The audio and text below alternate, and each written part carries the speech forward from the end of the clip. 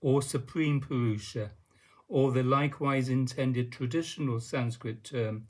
Purushottama, also meaning Supreme Purusha, indicating in each case the one, absolute, and non-separate, or inherently all-inclusive, or perfectly non-exclusive, real causal God, or truth itself, or reality itself. 11. Even though the schools of primary dualism, such as are to be found within the traditions of Samkhya and Jainism, contain, by virtue of the very presumption of dualism, at least a tendency toward practices and or experiences associated with the ascent of the soul, the primary language of all traditions of primary dualism suggests not only the utter relinquishment of all physical, psychophysical, and psychic conditions and states, but also the utter relinquishment of all physical, psychophysical, and psychic means. Indeed, the six-stage ultimate goal or result of primary dualism is the same as that of secondary non-dualism and ultimate non-dualism. However, the philosophy and practice associated with the schools of primary dualism, principally within the traditions of Samkhya and Jainism, are built upon an analysis of existence as experienced from the gross or bodily point of view.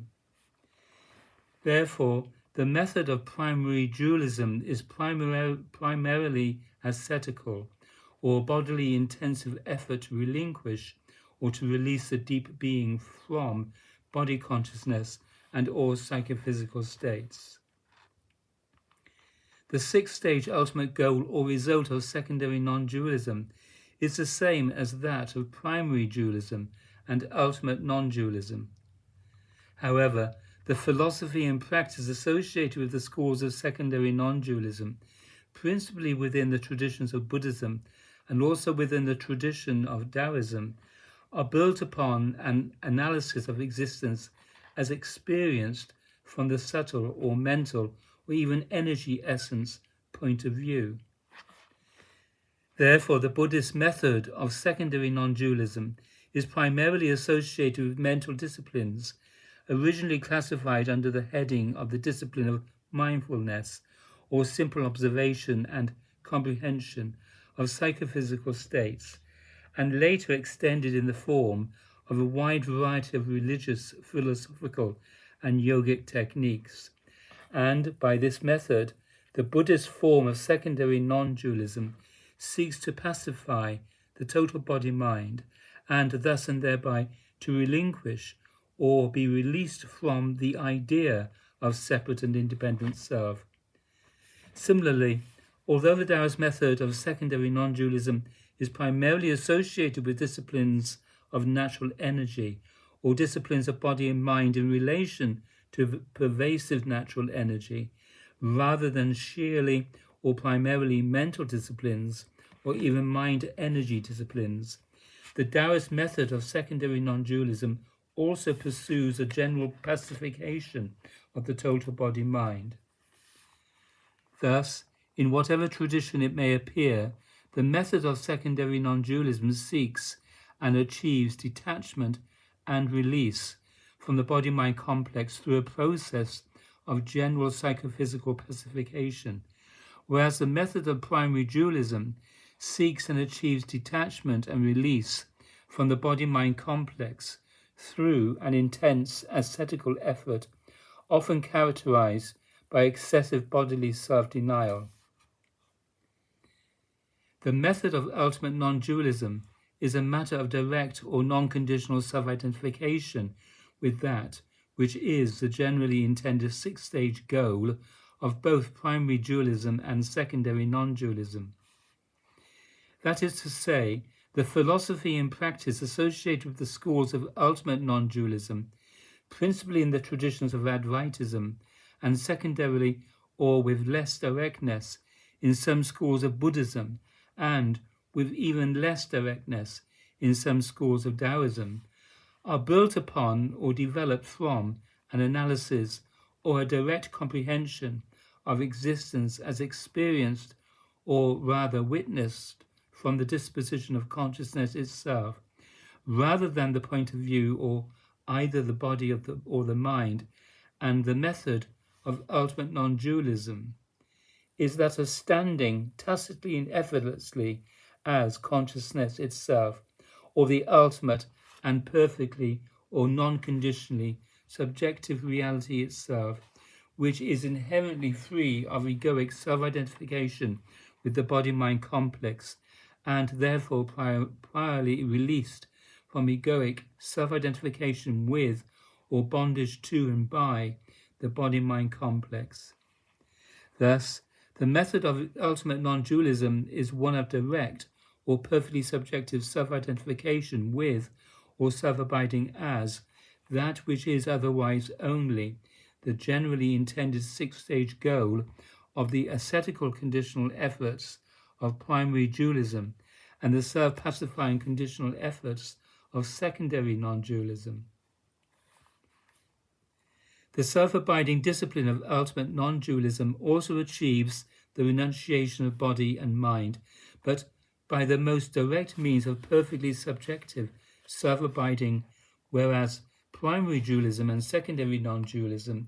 both seek ultimate non-duality by the conditional means of either ascetical or self-pacification.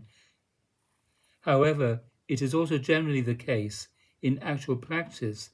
that the real process of self-abiding or direct and profound self-identification with consciousness itself prior to body and mind begins or develops only after or in the course of degrees of practice previous to the sixth stage of life, or otherwise in the context of the sixth stage of life, wherein either ascetical or self-pacifying disciplines, or both, with ascetical disciplines usually becoming progressively replaced by the more self-pacifying approach, are engaged until egoic self-identification with the body and the mind is sufficiently released to stably allow the direct approach of non-conditional self-identification with consciousness itself.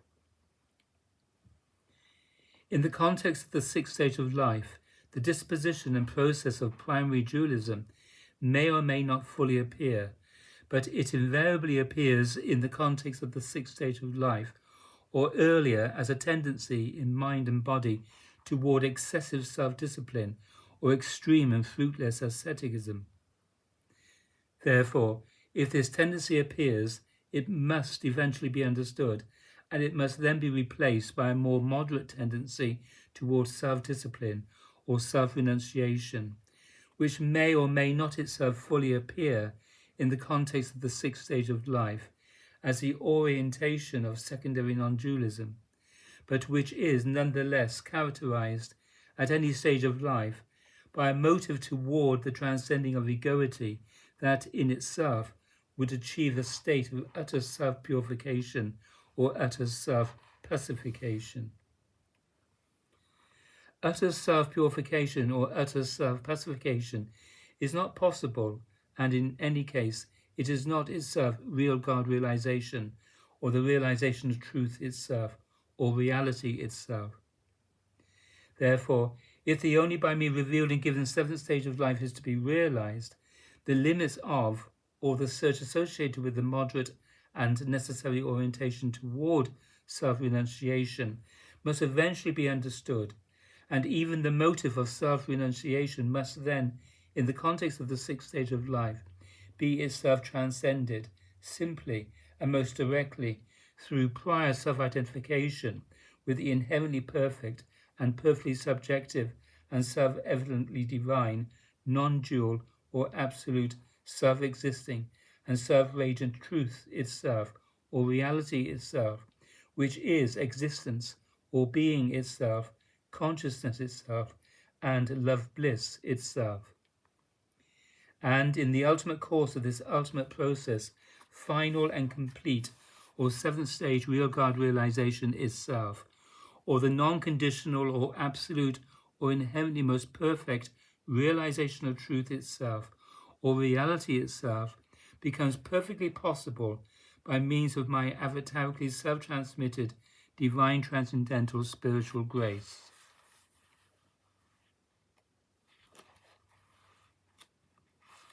12. The word religion has traditionally been understood as meaning to bind again, or to rejoin, or to make, or otherwise affirm the great union.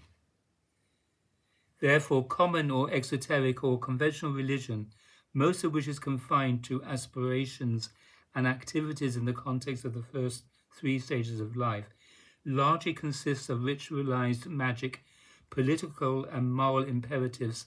and myths that idealize the good man and the good woman. And by such common or exoteric or conventional religion, human beings may, it is hoped, be effectively oriented by everyday cultural means toward behaviors that positively address and serve the personal and collective material survival potentiality of their body-mind humanity, of their body-based humanity. Conventional or traditional esoteric spirituality is characteristically oriented toward the profound and now and anciently honored sacred process of realizing that condition which is itself inherently and only and perfectly one. Therefore, strictly speaking, true and traditionally rather esoteric spirituality truly begins no earlier than when conventional or materialistic and body-based monism is, at least beginning to be, replaced by conventional or eternalistic and psyche-based dualism. The principal idea of exoteric religion is that all things and beings are in and of a unity. Therefore, the principal practice of exoteric religion, or religion in the general context of the first 3 stages of life, is the ritual and otherwise magical or even scientific and also ethical or social moral affirmation and, it is hoped, demonstration of the universal and even material unity. The principal idea of traditional esoteric spirituality is that all things and beings are only mind or a psychic phenomenon or merely a psychic illusion. Therefore, the practice of traditional esoteric spirituality is a matter of either the practice of intentional exploitation of mind toward its higher development or the practice of attempting to transcend the mind itself. The lesser response to the principal idea of traditional esoteric spirituality is the seeking effort, characteristic of the 4th and the 5th stages of life, to develop the mind and thus the conditional self and the conditional world or worlds. The greater or ultimate response to the principal idea of traditional esoteric spirituality is the seeking effort, characteristic of the 6th stage of life, to transcend the mind and thus the illusion of conditional self and conditional world or worlds. And as I have now and fully revealed and demonstrated to all, the way of reality itself can begin only when all aspects of the first 6 stages of life are, by means of my divine avataric transcendental spiritual grace, relinquished and transcended in the only by me revealed and given 7th stage way of reality realization of that ultimate non-duality which is real, a causal God, or a causal truth itself, or a causal reality itself, and which is one and perfection itself. So be it.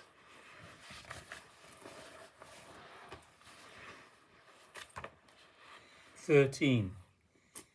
From the point of view of the gross body or gross conditional existence, everything, including mind and consciousness, is perceived, conceived, and presumed to be an irreducibly material, finite, mortal process. From the point of view of the mind or subtle conditional existence, everything, including the gross body and all gross conditions, is perceived, conceived, and presumed to be an effect made of the infinite objective substance, or the infinite cosmic reservoir of indestructible and ultimately indivisible cosmic light or cosmic mind itself, and caused by and within the infinite totality of cosmic mind. And even the totality of cosmic mind, including the individual mind and consciousness itself, is thus presumed to be cosmic light itself, or not other than cosmic mind itself. From the disposition of consciousness itself, everything conditional, objective, or objectified, whether gross or subtle or causal, is perceived, conceived, and presumed to be consciousness itself, or the ultimate and transcendental and inherently spiritual or love bliss full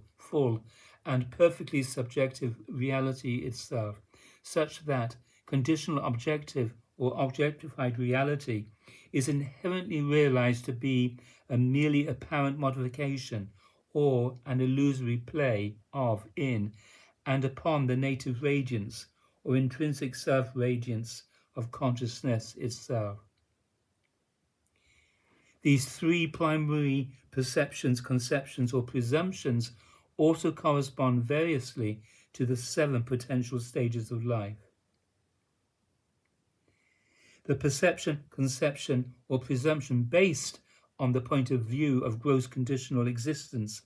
corresponds to the conventional perception, conception, or presumption associated with the first 3 stages of life. And the cultural and general social bias toward scientism or scientific materialism, or the gross body-bound mentality that seeks, by means of gross body-based knowing, to achieve power or manipulative advantage over the natural world, and which tends and even seeks to bind or limit humankind to gross conditional nature and to the even ancient tradition and philosophy of gross materialism, exemplifies this lower or mundane or adolescent orientation. The 4th stage of life is transitional stage or process, originally grounded in or naturally associated with the gross conditional point of view of the first 3 stages of life,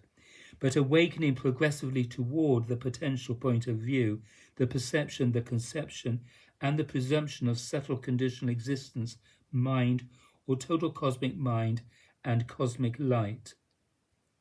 And the process associated with the transition to and through the 4th stage of life is the source of popular creationist or creator God religions, as well as the popular or less developed forms of sainthood.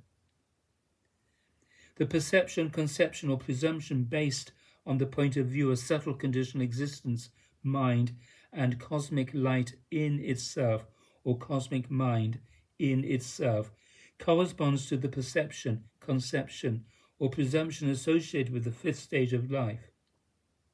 And the conceptions and practices associated with the 5th stage of life are the primary traditional sources of all that is commonly known as higher esoteric or secret and mystical spirituality. The perception, conception, or presumption based on the disposition of consciousness itself corresponds, in its yet ego-based, object-excluding mode, to the perception, conception, or presumption associated with the 6th stage of life. And the 6th stage of life is the basic or common source of transcendentalist conceptions and traditions of enlightenment or liberation. Any one of the 3 primary modes of perception, conception, or presumption I have just described could be and is affirmed by individuals, groups, and traditions in the human sphere. But which one of the 3 modes is ultimately correct or expressive of truth itself? It is the 3rd, or the perception, conception, or presumption based on the disposition of consciousness itself.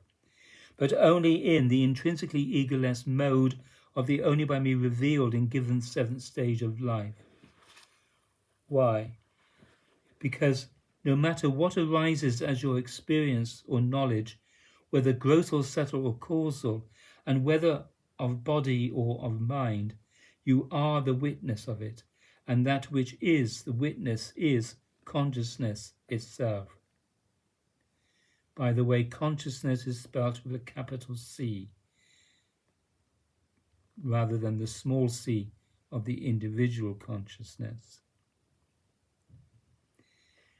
No matter what arises, you are consciousness itself. You are never really or in truth separately identical to, or even really or in truth limited by, what is apparently objective or functionally objectified to you. But you tend to feel or presume specific or separate identification with, or otherwise limitation by, objective or objectified conditions,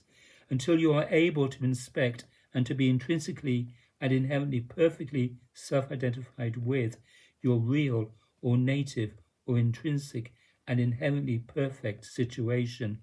which is always already free, or a causally self-existing consciousness itself, the inherently free subject or perfectly subjective being in the apparent context of conditional objects or of apparently objectified light,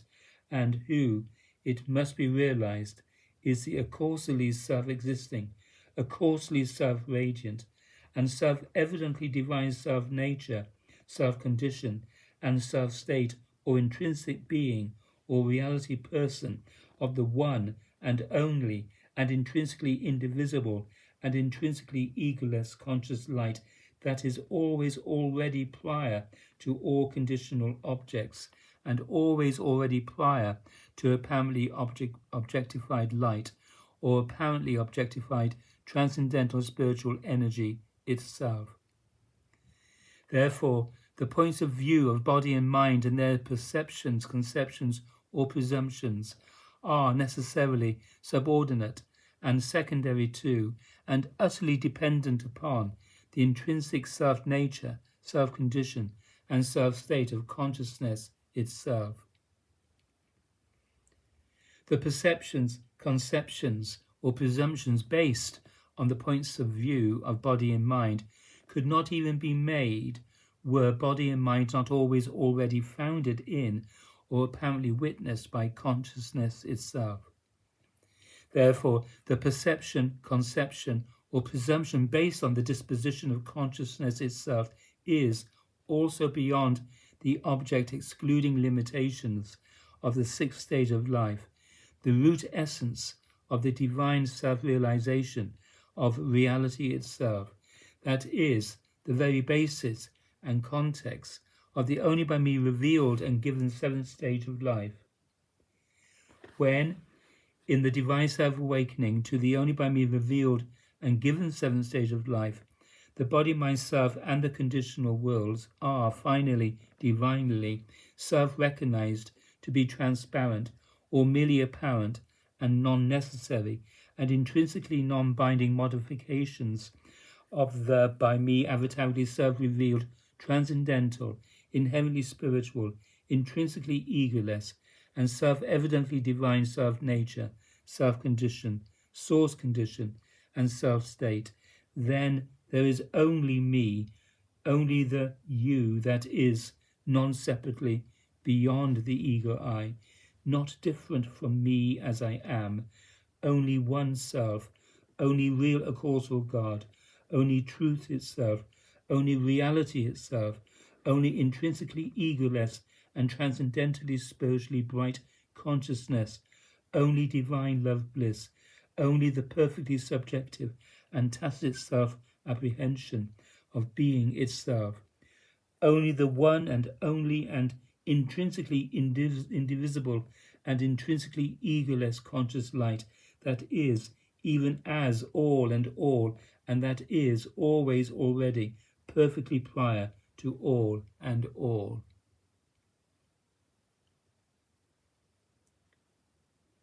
14. The first 5 stages of life correspond to the conditionally apparent psychophysical manifestations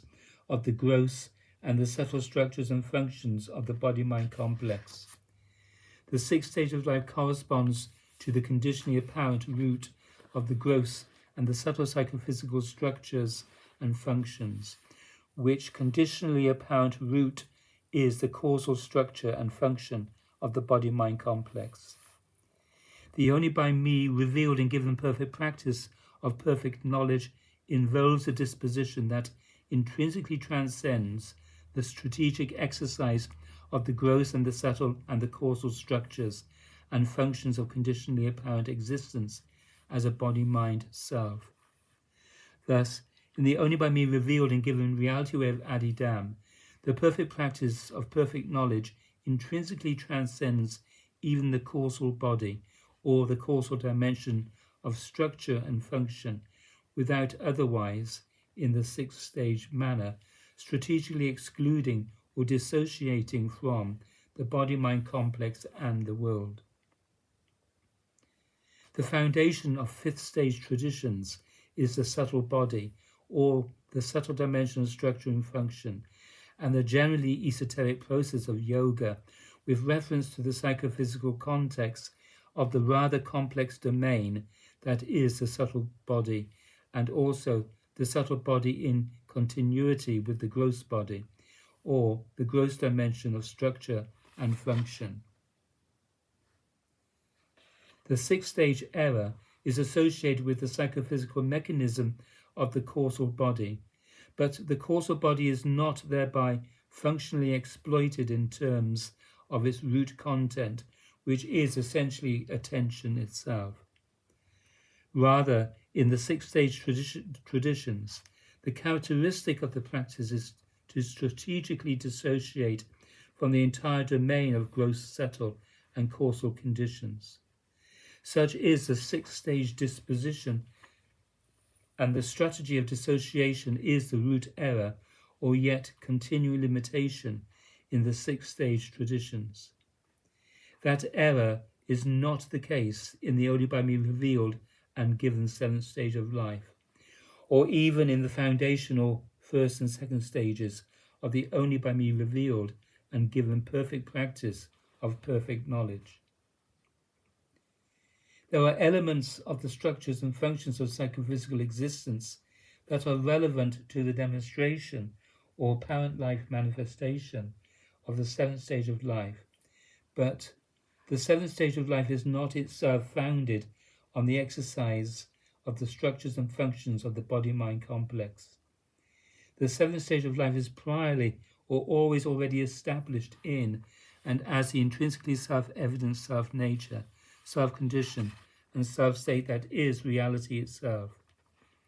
The characteristic of the 7th stage of life is divine self-recognition of all and everything that is apparently arising, and not any exercise of psychophysical structures and functions at all. Therefore, in the 7th stage of life, there is no dependency on or limitation by psychophysical mechanisms, as there is inherently in each and all of the first 6 stages of life. In the great tradition of humankind, there are no 7th stage traditions, but there are genuine 6th stage traditions, and there are lesser traditions that are not quite truly 6th stage, and there are all the traditions previous to the 6th stage. The 5th stage traditions are associated with the psychophysical structures of the subtle body and otherwise all the aspects of the subtle body and the gross body.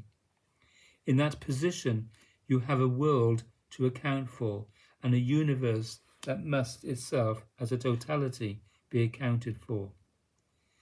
You may resort to the apparent self-position of 5th stage means, but even then, you have yet to somehow account for a universe. In the 7th stage of life, there is no effort or impulse to account for a universe, because there is self-evidently no separate universe, none. In the 7th stage of life, there is the divine self-nature, self-condition, and self-state only. In the 6th stage traditions, There is no particular necessity to account for a universe because the sixth stage of life is strategically oriented to the self-nature, self-condition, and self-state that is prior to conditional existence. But that strategic orientation is itself a causal-based effort to dissociate from conditional existence. The seventh stage of life is, likewise, founded on the self-nature, self-condition, and self-state that is prior to psychophysical conditions. But there is, in the seventh stage disposition, no effort or requirement to dissociate from psychophysical conditions. The seventh stage of life simply has nothing to do with a world over against the divine self-nature, self-condition, and self-state. In the seventh stage of life, there is only the divine self-nature, self-condition, and self-state itself.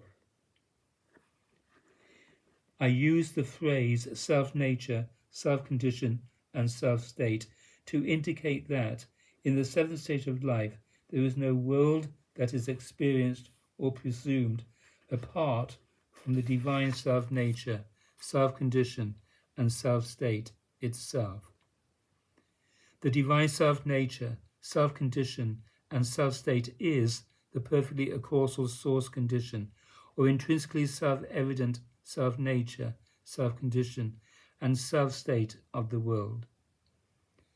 The divine self-nature, self-condition, and self-state is the one reality, and it does not have to emanate or create or in any manner make a world happen. That is a paradox from the point of view of conventional understanding, because conventional understanding is attached to point of view in space-time and to structures of a psychophysical kind. That is where notions of self and world come from. And even if a big S self and a big W world are presumed to be the case, such notions also represent a category of thinking structured by point of view, or, in fundamental terms, egoity. I have uniquely revealed what precedes the seventh stage of life, what is required for the realization of the seventh stage of life, what is specific to the realization of the seventh stage of life, and how the seventh stage of life is demonstrated as a process of 4 phases. None of this has ever been uttered before in human history. None of this has ever been previously accounted for. None of this has previously been known. There are no seventh stage traditions previous to my divine avataric self-revelation. The only by me revealed and given reality of Adi is uniquely a communication of the seventh stage of life. Therefore, the only by me revealed and given reality of Adi is a unique accounting for all traditions and all points of view, or all perspectives on truth and reality that precede the seventh stage of life, and that are, therefore, in the categories of psychophysical egoity and the conventions of natural realism that are commonly supposed. Reality itself is not knowable to point of view. Reality itself is not knowable to the position of egoity. Therefore, reality itself is not knowable from the position of the body-mind complex, because the body-mind complex is a point of view machine. No conditional or psychophysical point of view or disposition is the disposition of capital R, reality itself. You cannot see a room as a totality as it necessarily is, with reference to every possible point of view in space-time, by assuming any one particular space-time point of view inside or outside the room. Truth itself, or reality itself, has nothing to do with point of view. It has nothing to do with the body-mind self. It has nothing to do with the structures and categories of point of view, and therefore of psychophysical experiencing. All ideas of the self,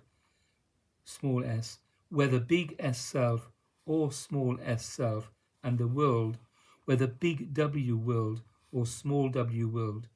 and how to account for the total conditionally apparent universe are taught in modes of conventional or natural realism. All of that is point of view talk. All of that is not only the fundamental sign and characteristic mind of egoity, but it is also the fundamental sign and characteristic mind of the totality of the first 6 stages of life. The 6th stage of life has a dimension in which it is essentially free of point of view thinking, but the 6th stage of life otherwise depends on a root gesture of exclusion which must yet be transcended. The only by me revealed and given 7th stage of life exceeds all categories of point of view and all structures of the psychophysical nature. The 7th stage of life stands prior to all conditional perspectives and dependencies. The demonstration of the 7th stage of life can be seen in the context of psychophysical events, but that demonstration is not itself a process of psychophysical events. Rather, that demonstration is priorly self-standing, as that which is always already the case. The 7th stage of life is not bound or limited by any conditional category whatsoever. It is the free demonstration of the absolute, and fundamentally, the 7th stage of life has nothing to do with the universe or with the apparent phenomena of conditional existence. Ultimately, the only by me revealed and given 7th stage of life demonstrates itself as divine translation, the outshining of the conditional domain in the divine self-domain. That is not a process accounted for in the great tradition of humankind. The great tradition of humankind has accounted at the maximum for the 6th stage of life, the first immediate step beyond the point of view machine. The psychophysical structures of the human being are at the root of each of the first 6 or inherently egoic stages of life. One mode or another of psychophysics, gross to subtle to causal, is the root of each of the egoic stages of life.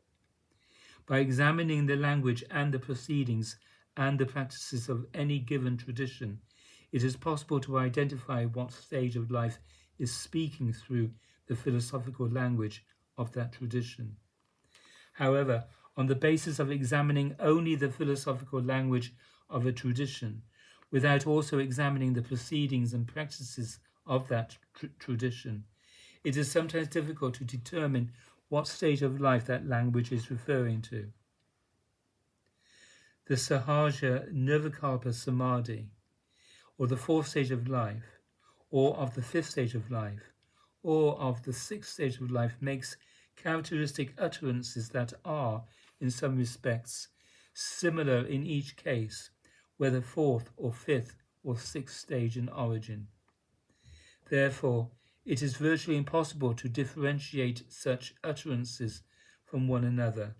without rightly applying the only by me revealed and given discriminative tools of the 6th stage of life perspective, fully and exactly as I have indicated. Therefore, relative to any mode of utterance, it must be asked, what kind of process does realization depend upon in the tradition being considered? What aspect of psychophysical structure or function, gross, subtle or causal, is at the root of the utterances and the practices of the tradition in question? Such inquiry is the means that I have given for understanding every tradition and every kind of philosophical propositions within the great tradition of humankind. Therefore, the right exercise of the only by me revealed and given tools of discrimination, including my descriptive accounting for the 7 possible stages of life, is a unique discipline of thorough examination and of altogether right comprehension.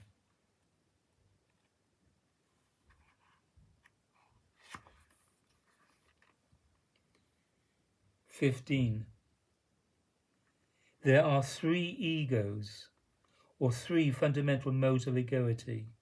or of the self-contraction active psychophysical illusion of separate and separative self-consciousness. The three modes of egoity, or of the self-contraction of any point of view, or ego I,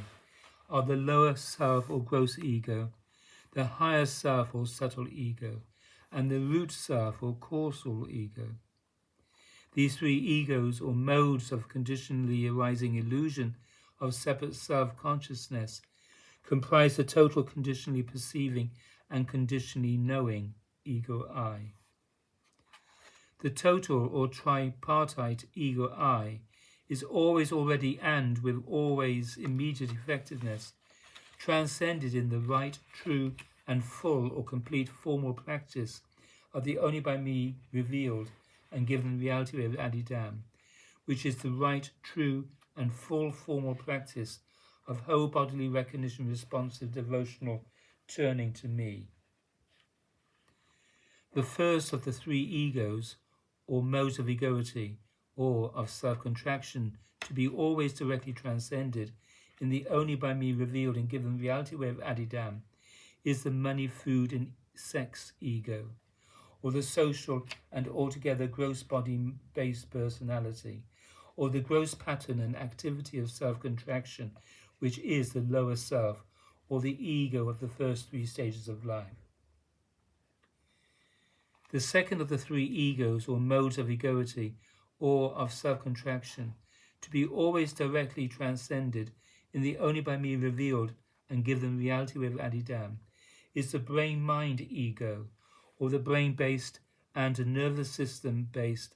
mental and perceptual and altogether subtle body-based illusions of subject, object, and other, or the subtle pattern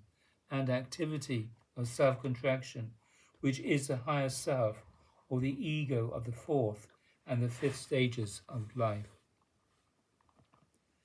The third of the three egos, or modes of egoity, or of self-contraction, to be always directly transcended in the only by me revealed and given reality way of Adi Dam, is the root ego, or the exclusively disembodied and mindless, but separate and altogether causal body-based self-consciousness, or the causal or root causative pattern and activity of self-contraction, which is attention itself, and which is the root self or the ego of the sixth stage of life. By means of responsive relinquishment of self-contraction in me, or really and truly ego-surrendering, ego-forgetting, and intrinsically and at last most perfectly ego-transcending, or always directly self-contraction transcending, devotion to me, and thus by means of the right, true, and full formal practice of devotionally me recognizing and devotionally me responding, whole bodily turning to me, the tripartite ego otherwise unfolding via the patterns of the first six stages of life, or the psychophysical totality of the three-part hierarchically patterned self-contraction into separate and separate point of view, is always directly and with always immediate effectiveness transcended in me, the eternally self-existing, infinitely self-radiant, intrinsically egoless, perfectly subjective, indivisible one, irreducibly non-separate, transcendental spiritual, self-evidently divine, and now and forever hereafter avatarically self-revealed self-conscious light of reality itself. The ultimate, final, and inherently most perfect or seventh stage realization of me requires, as a necessary prerequisite, an ego transcending, or really and truly and comprehensively self-contraction transcending great process. The ultimate, final, and inherently most perfect or seventh stage realization of me requires, as a necessary prerequisite, the comprehensive by me revealed and by me given, and always directly ego-transcending right practice of life in the formal context of the only by me revealed and given reality way of Adi Dam. And as a necessary prerequisite to the ultimate, final, and inherently most perfect or seventh stage realization of me, the particular illusions that are unique to each of the three egos, or basic modes of egoity, each require a particular and most profound mode of the necessary ego transcending, or self-contraction transcending great process of the by me revealed and by me given formal practice of the reality way of Adi Dham. The foundation phase of the always directly ego-transcending great process of the only by me revealed and given reality way of Adi Dham is the devotional and in due course transcendental spiritual listening hearing process of always directly and with always immediate effectiveness, transcending and in due course most fundamentally understanding the lower self or the gross and social ego, and the gross and social fear, sorrow, and anger bondage that is always associated with the inherently egoic or thoroughly self-contracted search to absolutely fulfill and even to utopianize or to perfectly and permanently satisfy the inherently conditional, limited, temporary, mortal, gross, and always changing life patterns of money, food, and sex. Therefore, the foundation phase, or first phase of the ego transcending great process of the only by me revealed and given reality way of Adi Dham, can itself be complete. It must realize a profoundly life transforming and life reorienting positive disillusionment, or a most fundamental and really and truly self-contraction transcending acceptance of the fact that gross conditional existence is inherently and necessarily unsatisfactory and unperfectible, and therefore a most fundamental and really and truly me-finding and search-ending acceptance of the fact that all seeking to achieve permanent and complete gross satisfaction of separate body, emotion, and mind is inherently and necessarily futile. Only on the basis of that necessary foundation realization of positive disillusionment can the functional life energy and the attention of the entire body-mind complex, or of the total body-mind-brain-mind, be released from gross ego bondage or self-deluded confinement to the psychophysical illusions of gross self-contraction. The characteristic sign of positive disillusionment relative to the permanent and complete satisfaction of the lower self, or the separate and separative gross and social ego, is the foundation realization of the prior and inherent universal unity, or all and all-inclusive interdependency and common cause and effect mutuality of gross conditional and cosmic existence, such that the inherently loveless or anti-participatory and non-integrative self-contraction effort of the gross separate self is consistently released, or to me responsively self-surrendered into participatory and integrative attitudes of human, social, and cosmic unification or love-connectedness with all and all, and into love-based and truly ego-transcending actions that transcend the otherwise separative or anti-participatory and non-integrative tendencies of the ego I. Thus, by means of devotionally me recognizing and devotionally to me responding relinquishment or participatory and love-based transcending of psychophysical self-contraction to the degree of positive disillusionment relative to gross conditional experience and gross conditional knowledge, my true devotee is inherently released toward and into the true transcendental spiritual and not merely gross or even at all conditional realization of reality itself and truth itself, or real causal God. The foundation realization of positive disillusionment requires fundamental release from the confines of the grossly objectified and grossly absorbed, subtle subject-object point of view, or fundamental release from the inherently ego-bound or thoroughly self-contracted search of relatively externalized mental and perceptual attention. and that foundation realization of positive disillusionment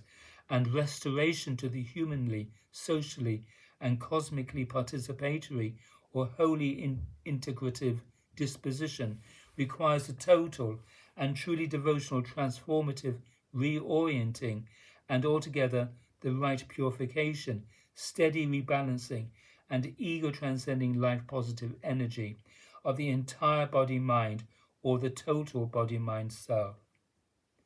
Therefore, the foundation or gross phase of the always directly ego transcending practice of the only by me revealed and given reality way of Adi Dam necessarily requires much seriousness and much profundity in order to establish the necessary and truly positively disillusioned foundation of the true and truly in me surrendered hearing of me, or the only by me revealed and given unique ego transcending capability of most fundamental self-understanding. The middle phase of the always directly ego transcending great process of the only by me revealed and given reality way of Adi Dam is the devotional and truly me hearing or actively ego transcending and thus always directly self-contraction transcending and really me seeing or actively directly and fully technically responsibly transcendental spiritual process of always directly and with always immediate effectiveness transcending the higher self or the subtle and mental ego or the total subtle dimension or subtle depth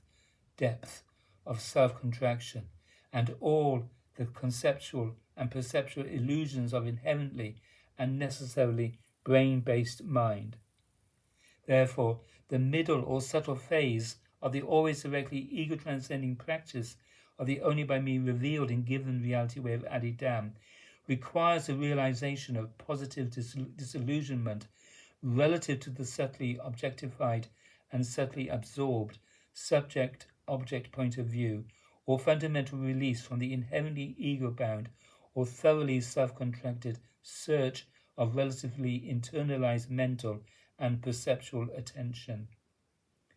This degree of the realization of positive disillusionment requires fundamental release from the inherently illusory search to experience the conditional disillusion of the ego, and in particular, release from subtle states of self-contraction,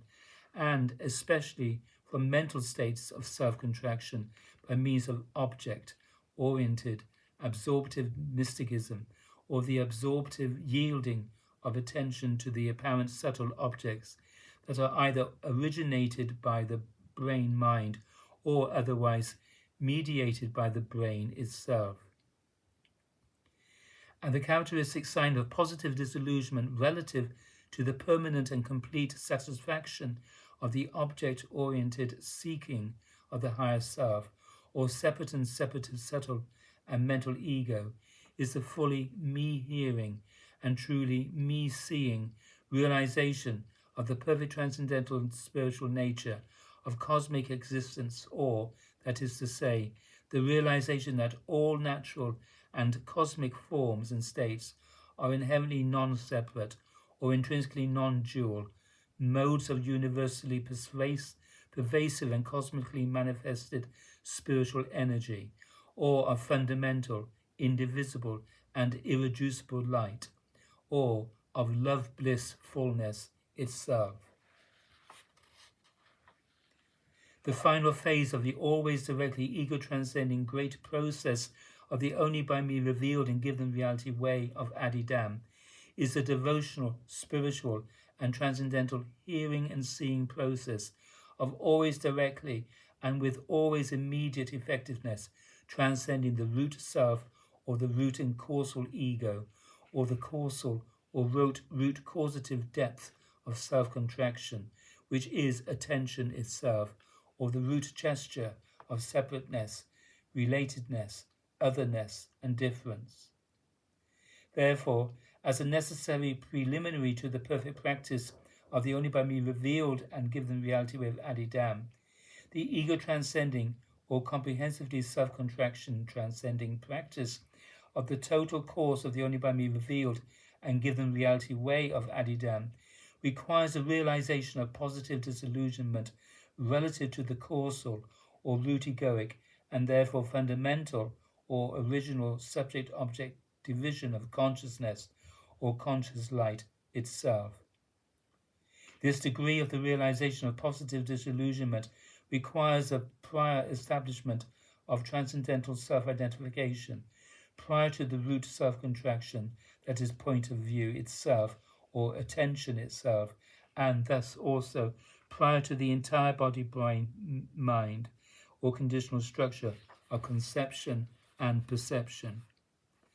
And the characteristic sign of positive illusionment relative to the permanent and complete satisfaction of the root self or the fundamental causative or causal ego is the fundamental transcending of attention itself in the me locating and altogether me hearing and me seeing realization of the transcendental and intrinsically non-separate, non-dual and non-conditional nature of consciousness itself. Only after, or in the great event of most perfect and necessarily formal and fully accountable fulfillment of the radical or always at the root and always intrinsically ego-transcending great process of the only by me revealed and given reality way of Adidam relative to the three fundamental modes or gross, subtle and causal psychophysical pattern potentials of egoity is there the truly ultimate or seventh stage, and always already divinely self-realized, and thus priorly, intrinsically, and perfectly ego-transcending practice of the only by me revealed and given reality of Adidam, or the most perfect and intrinsically egoless, or always already most perfectly and non-conditionally self-contraction transcending, and divinely love blissful, and only by me revealed and given the seventh stage of life demonstration of radical devotion to me. The only by me revealed and given seventh stage of life practice, or the intrinsically egoless, and thus always already most perfectly and non-conditionally self-contraction transcending, and altogether most perfectly divinely self-realized demonstration of the only by me revealed and given reality of Adidam is the great esoteric, devotional, spiritual, transcendental, self-evidently divine, and most perfectly me-hearing and me-seeing demonstration of all and all divinely self-recognizing, and thus all and all divinely transcending, divine self-abiding in and as my avatarically self-revealed divine bright sphere of self-existing, self-radiant, intrinsically egoless, perfectly subjective, and intrinsically and most perfectly body-mind transcending, or body-brain transcending, or inherently most perfectly and non-conditionally psychophysical self-contraction transcending, and never intentionally body-mind excluding, or body-brain excluding, divine, a causal person, or perfect self-nature, eternal self-condition, and infinite self-state. The only by me revealed and given seventh stage of life demonstration of the only by me revealed and given reality way of Adidam is a non-conditional and divinely free and intrinsically egoless or intrinsically point of view-less practice, or always already divinely self-realized and inherently perfect demonstration of self-abiding divine self-recognition of the simultaneous totality of the apparent gross, subtle, and causal body, brain, mind, self, or the intrinsically and perfectly all and all transcending, and at last all and all outshining process of the simultaneous and self-abiding divine self-recognition of the total psychophysical ego I itself, or of the total conditional point of view or apparent self-contraction itself. Therefore, the only by me revealed and given seventh stage of life demonstration of the only by me revealed and given reality way of Adidam is the inherent practice or divinely self-realized demonstration of self-abiding divine self-recognition of point of view itself, or of attention itself, or of the conditionally apparent subject itself, and always coincidentally or simultaneously self-abiding divine self-recognition of the conception or perception of separateness, or of relatedness, or of otherness, or of difference itself, or of any and every conditionally apparent object itself. The only by me revealed and given seventh stage of life demonstration of the only by me revealed and given reality way of Adi Dam is the most perfect or non-conditional, intrinsically egoless and self-evidently divine demonstration of positive disillusionment,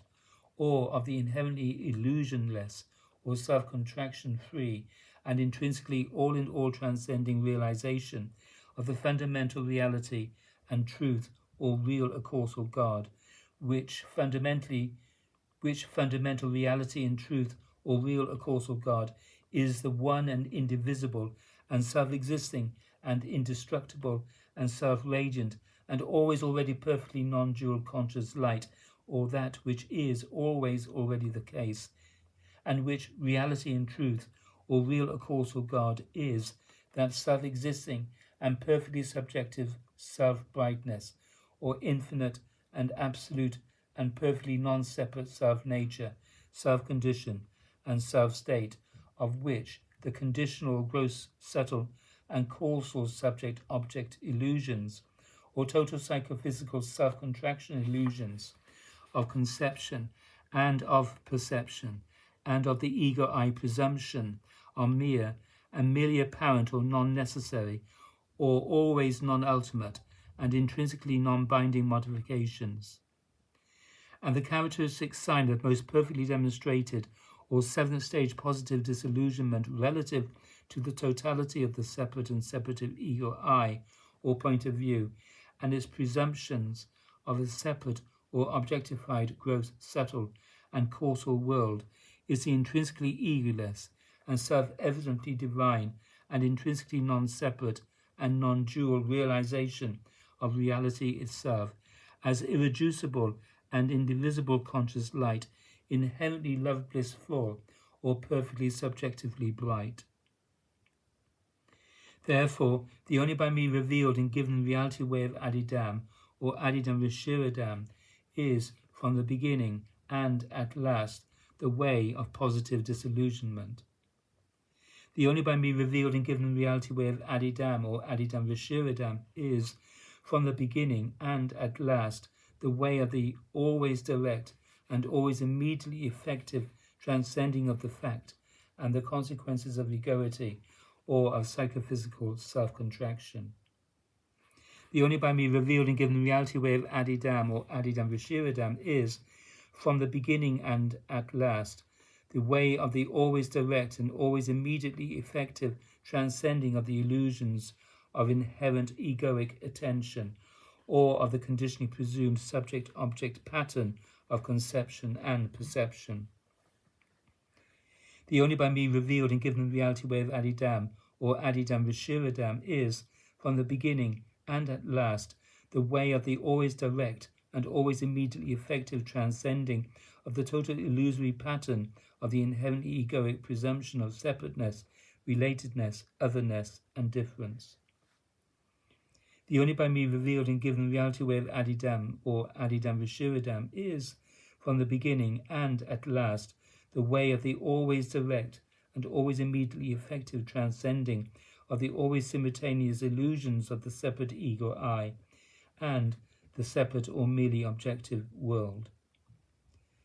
The only by me revealed and given reality way of Adi Dam or Adi Dam Vishiradam is, from the beginning and at last, the way of the always direct or intrinsically egoless and intrinsically illusionless realizing of the one and irreducible conscious light or perfectly subjective transcendental spiritual self-brightness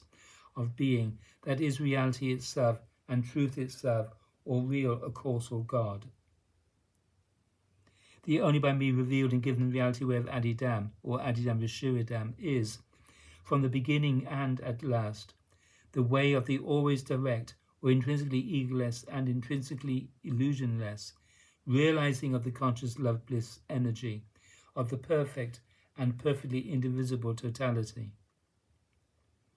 The only by me revealed and given reality way of Adidam, or Adidam Vishiradam, is, from the beginning and at last, the way of the always direct and always immediately effective realizing of only me. Da, da, da.